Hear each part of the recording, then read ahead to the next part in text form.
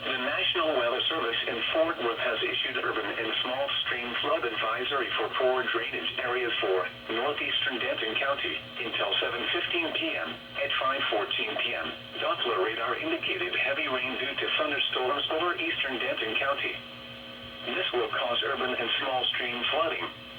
Areas that are low-lying or poor drainage areas will experience minor flooding in the advisory area.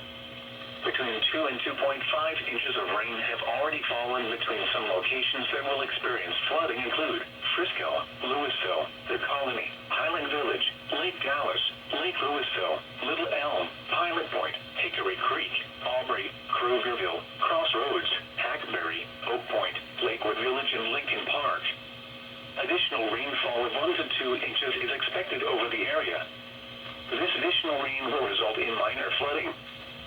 Excessive runoff from heavy rainfall will cause flooding of small creeks and streams, urban areas, highways, streets, and underpasses, as well as other drainage areas